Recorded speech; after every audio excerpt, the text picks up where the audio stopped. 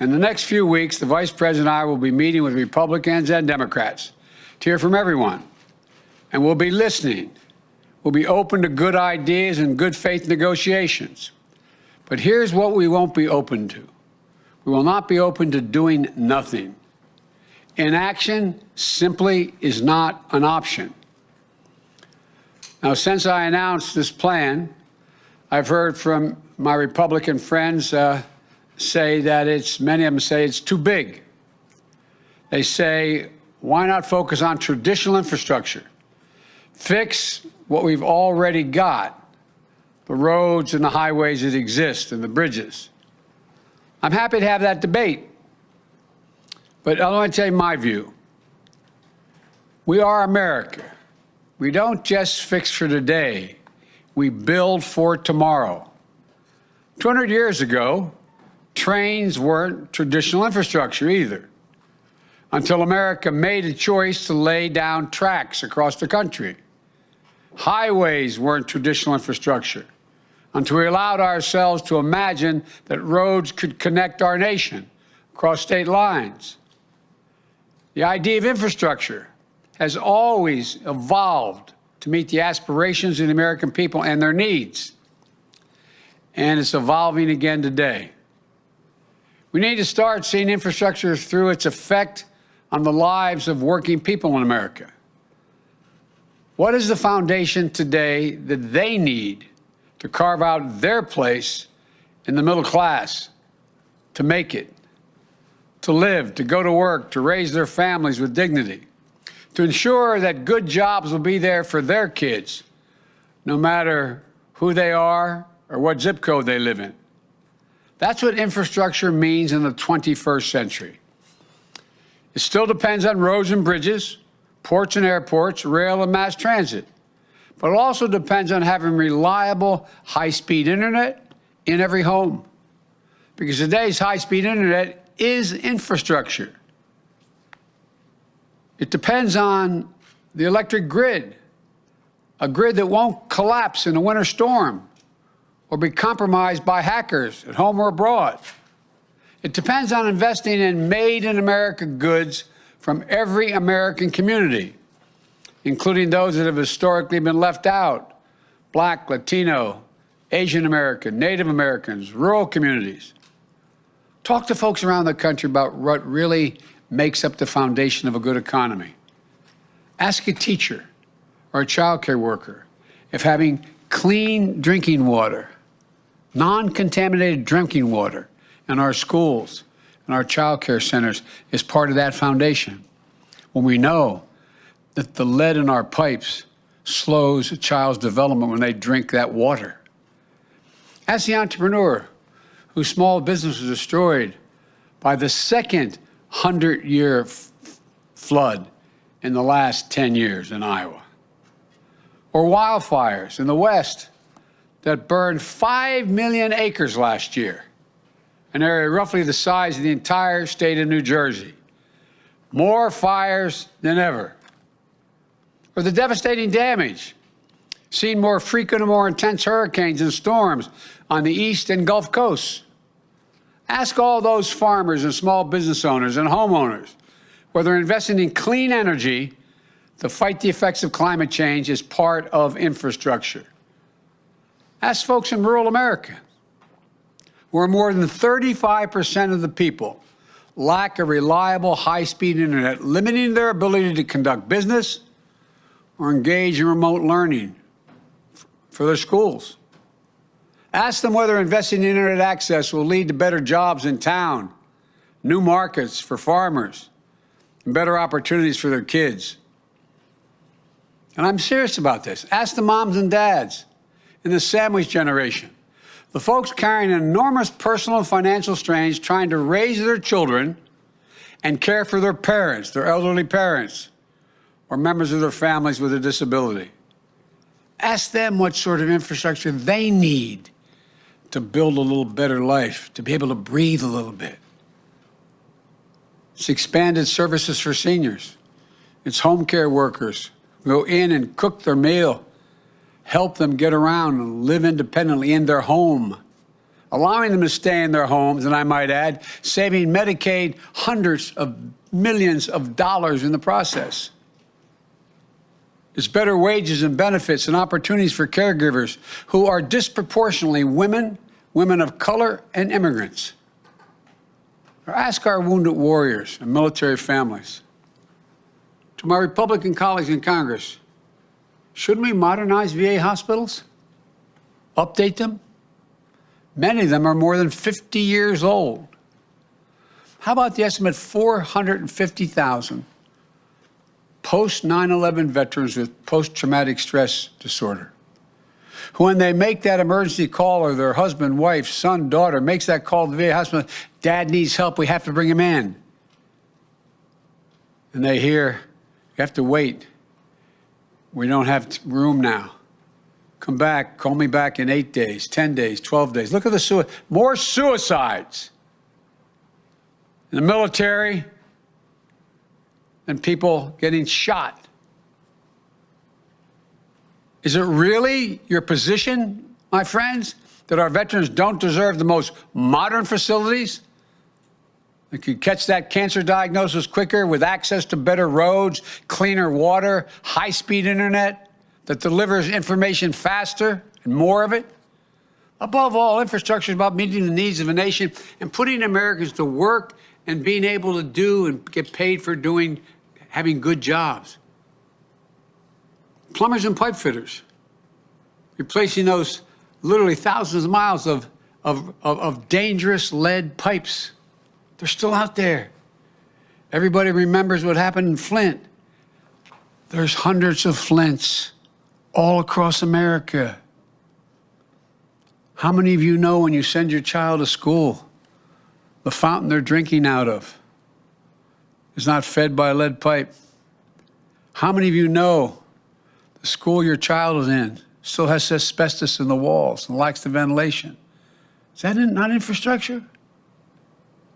Line workers and electricians laying transmission lines for a modern grid, providing over 500,000 charging stations on the highways we are going to build to accommodate electric vehicles so we can own the future. Construction workers and engineers building modern hospitals and homes for American families. Healthcare workers, steel workers, folks who work in the cutting-edge labs. Nearly 90% of the infrastructure jobs created by our American Jobs Plan can be filled by people who don't have a college degree. 75% don't need an associate's degree. As I said last week, this is a blue-collar blueprint for increasing opportunity for the American people. It also includes the biggest investment in non-defense research and development on record. I promise you, it's not part of my speech, but I promise you, you're all going to be reporting over the next 6 to 8 months how China and the rest of the world is racing ahead of us in the investments they have in the future, attempting to own the future, the technology, quantum computing, investing significant amounts of money in dealing with cancer and Alzheimer's. That's the infrastructure of a nation. There's a new book out about how we've fallen behind. America is no longer the leader of the world because we're not investing. It used to be we invested almost 2.7% of our GDP in infrastructure. Now it's about 0.7%. When we were investing it, we were the leader in the world. I don't know why we don't get this. One of a few major economies in the world whose public investment in research and development has declined as a percentage of GDP in the last 25 years. Declined. The United States of America, that led the world. Why does this matter? Investing in research and development helped lead to lithium batteries, LED technology, the internet itself. It helped lead to vaccine breakthroughs that are helping us beat COVID-19. To the Human Genome Project, which has led to breakthroughs in how we understand and fight cancer and other diseases. Government, meaning the taxpayers, funded this research. Government. When we stop investing in research, we stop investing in the jobs of the future, and we give up leading the world. When we do invest in research, what we're really doing is raising the bar on what we can imagine. Imagine a world where you and your family can travel coast to coast without a single tank of gas, or in a high-speed train close to as fast as you can go across the country in a plane. Imagine your children growing up to work in innovation, good-paying jobs in fields that haven't even been invented yet, like the parents of every computer programmer, every graphic designer, every renewable energy worker once did, imagined. We invest today so that these jobs will be here in America tomorrow. So America can lead the world as is historically done. That's why I brought back scientists into the White House. We need to think. Look, do we think the rest of the world is waiting around? We're not going to make those kind of investments the rest of the world is saying. Take a look. Do you think China is waiting around to invest in this digital infrastructure or in research and development? I promise you, they are not waiting. But they're counting on American democracy to be too slow, too limited, and too divided to keep pace. You've heard me say it before. I think this generation can be marked by the competition between democracies and autocracies, because the world is changing so rapidly. The autocrats are betting on democracy not being able to generate the kind of unity needed to make decisions to get in that race.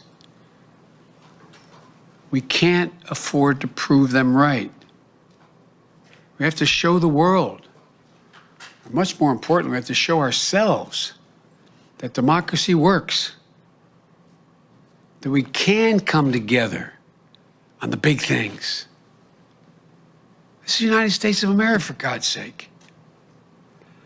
Of course, building the infrastructure of tomorrow requires major investments today. As I said last week, I'm open to ideas about how to pay for this plan, with one exception.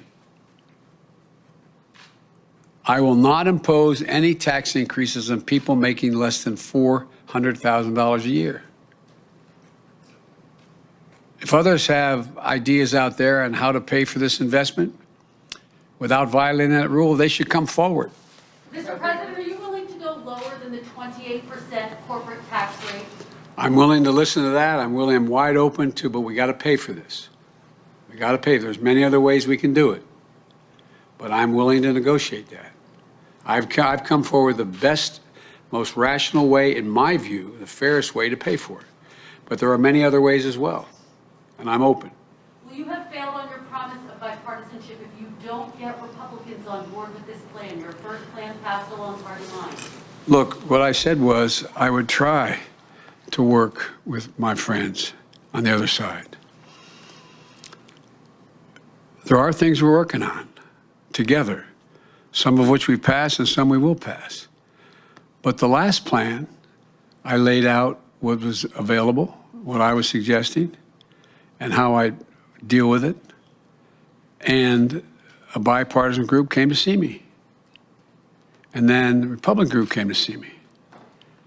And they started off at $600 billion, and that was it.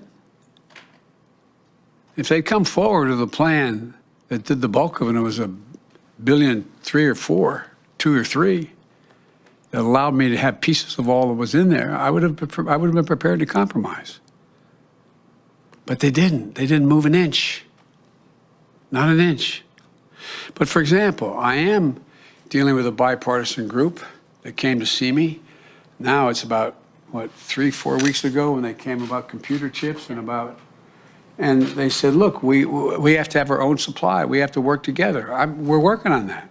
Chuck Schumer and I think McConnell are about to introduce a bill along those lines. So I'm prepared to work. I really am. But to automatically say that the only thing that's infrastructure is a highway, a bridge, or whatever, that's just not rational. It really isn't. I think the vast majority of Americans think everything from the sewer pipes to the sewer facilities to the water pipes, I think they're infrastructure. Hey guys, did you know we have a podcast called WJ Live? The Western Journal's mission is to equip readers with the truth, and that's the same mission we have on WJ Live. You'll hear from writers, editors, and special guests on the most important topics of the day. You can catch us Monday, Wednesday, and Friday at 5 p.m. Eastern and 2 p.m. Pacific, right here at youtube.com/WJ Live. While you're there, help us out by subscribing and hitting the bell so you don't miss any future episodes. See you there.